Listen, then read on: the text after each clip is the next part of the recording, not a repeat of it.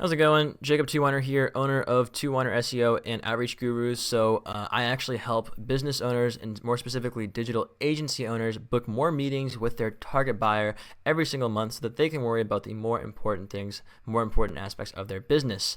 In this video, I'm going to be giving a presentation that I use to train my actual staff internally on how to write custom first lines. So if you don't know what custom first line is, it's basically the very first thing you write in a cold email for sales. Which is going to increase your open rate, increase response rate, increase meeting book rate, and generally increase your success rate. So that being said, in this lesson, we're going to go over why do we write custom first lines, how the first line is inserted in the email, and how to write kick-ass opening lines, as well as the components of a good opening line, some examples, and where to find the information you need to write a great first line. And lastly, we're going to go over how to write each one in just 2 minutes or less. Lastly, some common mistakes to avoid, my bad there. So let's start off with, why do we write custom opening lines? Well, first of all, we want to be doing personalized outreach. We're not doing generic spam, spray and pray, shotgun approach where you just fucking spray out as many emails as you possibly can and hope someone buys.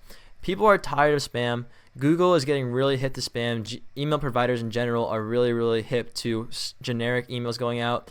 By writing a personalized email for every single person, it does take more time, and if you're outsourcing it, it does increase your cost. However, you are going to have much more success. You're going to find that you're going to have a higher response rate, higher meeting book rate, more deals closed, and you're going to avoid the spam filter because now you're not sending generic spam emails, you're sending personalized outreach emails. It also caters to the fact that people care about themselves more than anything else in the world. I hate to say it, but it's true. And if you think about it, what do you do when you see a terrible thing on the news? You go, oh, that sucks, and then you move on. Or if you're like super like activist and everything, you might get really pissed off and go to a rally. But for most people, we just get angry and we just leave it be, and then we're like, whatever, we move on. But when something bad happens to us, whether it's a pimple on our forehead or something worse, hopefully not worse, but if something bad happens to you that's embarrassing, you care about it a lot more. It stays with you. So conversely, when someone compliments you kind of get a boost of, I don't know, maybe not dopamine, you get maybe serotonin or something, some chemical in your brain. I'm not a brain scientist, I'm a sales guy, but the point is, people like getting complimented on themselves. So when you write an email directly to them and it's all about them, complimenting them, or at least the first line is all about them, it gets them to open the email because they want to read what you have to say and enjoy it. And then it also prompts them to keep reading when they go down the page because they're going to want to see what else you have to say. So again, complimenting someone boosts their ego and makes them really happy. It results in higher response rates because in the email inbox, what you see is the subject line of the email, which you should be testing until you get an 80% open rate. And then you also are going to test the customized first lines, are going to help you increase your open rates, because when people see the subject line in the inbox, then they're going to see the custom first line in the inbox as well. And when they see it all about them, and it's a sentence of someone saying, hi, name, love when you did with X, Y, and Z, the interview you did with this person was great, and I love your point about this and that. They're going to see that and be like, oh, I want to read this. They're going to open it up. So now we're going to talk about how the first line is inserted in the email. So in the email template, when you're sending with, Mail, Mixmax or Gmass or Yam or whatever kind of, MailRush, whatever tool you're using, generally you use variables which then insert from your data, your spreadsheet. So, hey, name, first name, and then the first line. So if I were to be writing to myself, I actually own a computer blog where I talk about computers. It's an affiliate site, my first ever website. That's how I got into SEO in the first place and digital marketing. So I'm just showing this so you can kind of see how this would go into an email script and how it would be pulling the data. So in an Excel sheet, you'd have a column with first names, a column with first lines that you can have people write for you, or you can write it yourself. So you say, hey, Jacob, love the $600 gaming PC build update you just did on your site. Awesome that you were able to include the GTX 1060, great GPU, on such a tight budget. I'm emailing you because blah, blah, blah, blah. Excuse me. So this is really good because it calls out a specific thing that I did on my site, and it makes it obvious that when I'm emailing this person, which is myself in this case, I read through the site, I did my due diligence, I know what they're talking about, it seems like I'm a fan, and I'm boosting the ego. So some things to include in a kick-ass opening line is going to be mentioning something specific, right? You have to call out something specific. If you fuck up everything else, at least do something specific. So that means you need to call call out like it's better to call out something about them than an article. So if you're emailing blog owners, for example, I found that my my response rates increased when I was writing first lines about them as opposed to an article on their website. A lot of bloggers and people online, especially if you're reaching out to companies, have an about page or LinkedIn or something where you can go and you can look at something that they've done, whether they wrote a book or they were on an interview or they increased their sales by 50% every quarter or something. Something that you can comment about them is going to hit home better as opposed to something that's about in the article. When you are calling out something in an article, it's not going to hit home as much because people don't really care as much about an article on their site, usually because they're not written by them. A lot of people will hire writers for their website. So calling out something about them is much better than calling out something about someone else. And when I say be specific, I mean you have to name it by name. A lot of first liners, people who write the first lines, mess this up because they say, if you're writing someone with a travel site, they'd say, "Hey, love your travel articles," or like, "Great, awesome travel tips for backpackers." That seems specific to the travel niche, but it's not specific to that person. It's you could send that first line, "Love your travel tips," to anyone in the travel niche, and that's what a lot of people do wrong. The whole point of spending time to write the first line is to make it specific and genuine. So if you're investing money to have someone do it for you, or you're taking your time to write them yourself, you ought to call out something specific and make it worth your while. You also want to genuinely compliment them. So don't say something you don't mean. And that might sound stupid because you're writing all of these just to get them to get on the phone, but you can still give someone a genuine compliment without being a bastard about it, right? Like, you don't have to say, "I'm so in love with this. I've been following your blog for 10 years, right? You don't want to lie. But if you saw a video that they made on YouTube and you liked the point that they talked about, or you could relate to something some way, or you thought their call to action on their site was cool, or you liked something specific, give them a genuine compliment, but don't be a bastard. And that kind of goes hand in hand with watching how many exclamation points you use. So if you use an exclamation point in every single first line or every single sentence, you're going to look like you're just trying to be overly enthusiastic. No one is that enthusiastic. If you were emailing your friend, you probably wouldn't use like, "Hi, love your blog. I love this article, exclamation point." Like, that's not natural. You just want to seem cool, casual, and use real, genuine language and give a genuine compliment. And part of mentioning something specific goes into number 3, letting them know you're familiar with what they do. It's going to boost their ego. The whole reason why people are posting online is to make money, and a lot of them are trying to build a personal brand. So if you let them know that you're familiar with them, they're going to like that. And lastly, you want to keep it short and sweet. People don't have time to read a giant, email the size of the Old Testament. It has to be short. It has to be concise. It has to be directly to the point. And if you can do all of these things, your first lines are going to be awesome. So some good opening line examples. After reading, I read his page for 2 minutes. I said, "You're absolutely right about monkeys being bastards, man. My cousin has told me some crazy stories about those fuckers in Bali. Seems innocent until they steal your phone." Response from Will: "Good opening line, mate. Let's see what you got." So this guy is actually the owner of the Broke Backpacker.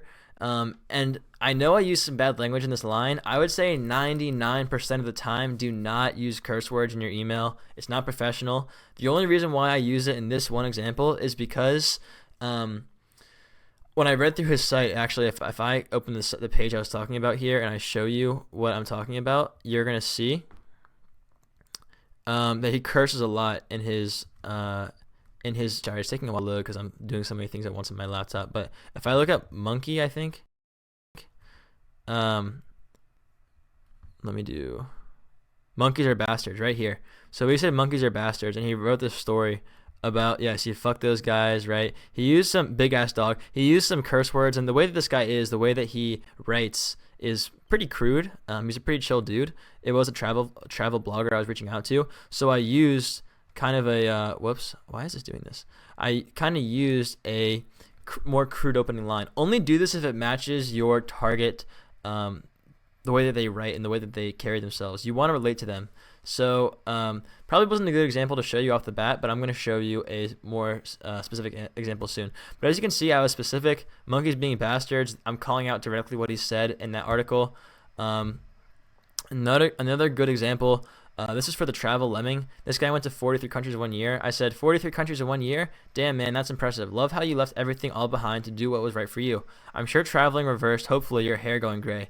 Just left school to be a digital nomad myself and haven't looked back. So, as you can see here on his page, I read his site and he said specifically that he left everything all behind to do what was right for him. So I mentioned that specifically. And I also said he also talked about his hair going gray. I called out the exact language he used. And then I did include a line about myself. But as you can see, it was after I talked about him first, and I was also relating to his experience to make it more personable. So in a different niche, I think this was in the fashion niche. Had a good laugh reading your interview. Amazing how you faked your internship by creating your blog and made it grow to such a success. So that's another example of a personalized first line without any curse words. This guy wasn't cursing, so I didn't use any curse words. Like I said, generally don't curse in your first lines. But the first line formula is never start with I. Talk about them as much as possible. Give a genuine compliment about something specific that you can name, and keep it short and sweet. And one more that I would like to add that I don't have in this presentation is use you or your. Those two words, you or your, they're both second person, I think, pronouns. In the first 5 words of the opening line, the first 5 words or less. Awesome how you, loved your, great that you, can't believe you, really inspiring that you, hugely impressed with your, and then you can, keep going from there. But when you use you or your in the first line after using their name, when you say hi, first name, hugely impressed with your yada yada yada, they're going to know instantly when they see that you, it's talking directly about them, so they're going to be more interested. And the end goal is to play to their emotions. If you can spark an emotional reaction from the reader, you've done your job correctly. So keep this in mind. What would you think if you received a cold email that began with your opening line? Would you believe that it's credible? Would you appreciate the compliment, or would it sound like it's forged and fake? Would you respond to someone who said that to you in the first place, right? Would you believe that this person actually did their due diligence and their research and actually learned, figured out something about you and actually is a fan of your work, or they're just trying to sell you something? So what would you actually think? Opening line teardowns. So what's wrong with this first line? Super cool that Find Your Minds has been able to create such a community of like-minded individuals. There's a ton of great posts. So there's no mention of a specific great post or anything they like about the great post. It's too generic. So if you look at this first line, it might seem kind of like it's a good one at first, and I think an inexperienced person would. But the problem here is it could be really improved by just saying, love the post about this because of X, Y, and Z, right? That would make it that much more specific.